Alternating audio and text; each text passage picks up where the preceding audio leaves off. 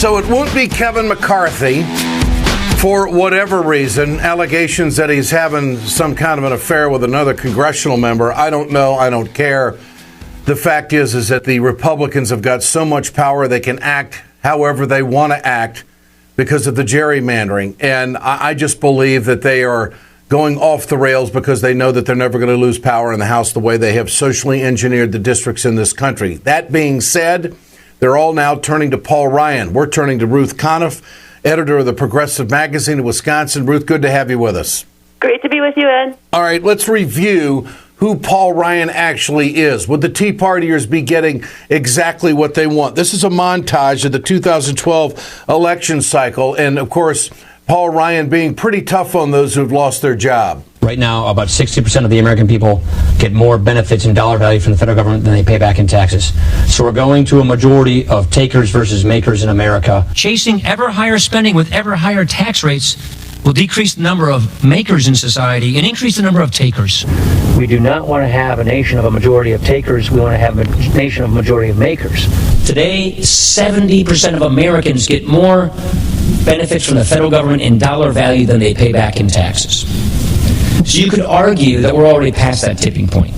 And we could also argue the fact that the fair share isn't being played out properly as corporations park trillions of dollars offshore, robbing the Treasury of the United States. So we know that Paul Ryan would protect the corporations. He doesn't want to change the tax code unless it favors the rich. And anybody who gets any kind of assistance from the government is going to be viewed as a taker. Is this guy Speaker of the House quality, Ruth? Well, he's the guy they seem to want. I mean, even the head of the Freedom Caucus over the weekend said that they would look favorably on Ryan. And, you know, he's back here in Wisconsin waiting for them to come to him. And so there's this theory. I mean, he's really the flavor of the month now. There's this theory in Washington on all sides that he's the only option, that he's the guy who can actually unite this incredibly fractious caucus. And that may be the case. You know, it's possible that he can get everybody behind him, and he doesn't want to make any deals and offer to give up power for that to happen, and he may even be able to get that deal.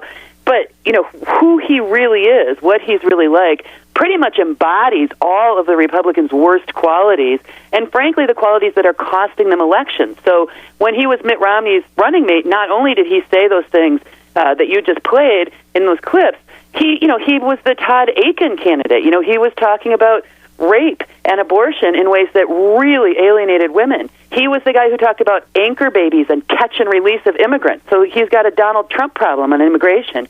And not only is he for this grotesque inequality and this what he calls takers and makers, where we give public funds to the people who already have a lot of wealth on this trickle-down theory that that'll create jobs, a much disproven theory in America and lousy for workers. He's got a budget blueprint that spells it out. Privatize Social Security, voucherize Medicare, be so harsh towards the poor in this country that his own church, the Catholic Church, leaders of that church have roundly renounced his plan and asked him to please stop representing it as in any way related to Catholicism. So, you know, he's got some serious problems as the face of the Republican Party. It will be great for Democrats to run against Paul Ryan and his politics, but he may be the person that they end up choosing simply because they've got a problem. They got to find somebody. He is far more to the right than John Boehner will ever be. There's no question about that. And he is relentless pushing on the very issues that you just talked about, so much that he even told the Association of Retired Persons, this is where we're going to go when it comes to your benefits. The first step to a stronger Medicare is to repeal Obamacare, because it represents the worst of both worlds. It weakens Medicare for today's seniors and puts it at risk for the next generation. So this would be a real shift to the right if Ryan is the guy, and he's in a very strong negotiating position, throwing down the gauntlet. You want me, it better be a House United or I'm not going to take it.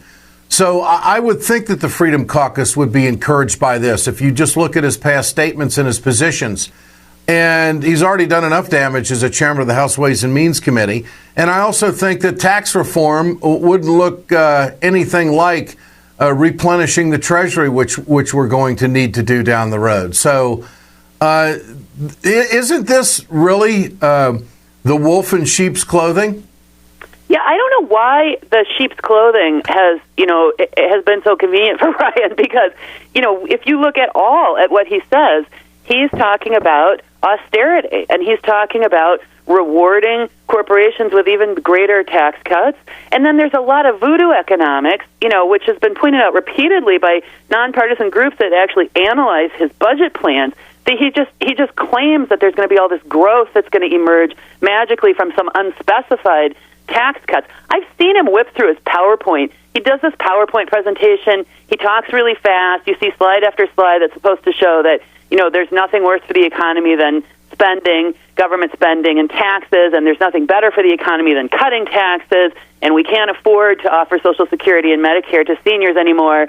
And people love it because it's sort of an imitation of a smart guy. I think Paul Krugman said that Newt Gingrich was a dumb guy's idea of a smart guy. I mean, Paul Ryan has a little bit of that going on. He's flashy. He's got this presentation. If he takes this job and he has to try to enact laws and policies, and he has to be the face of that, you're going to see what happens when this stuff gets some reality behind it. And it's going to be real ugly for people. So, at some point, the reality of these economic policies hits home for the vast majority of voters. And I think that's part, frankly, of the reason that Paul Ryan lost his home state and his home district and his neighborhood in the presidential election for Mitt Romney.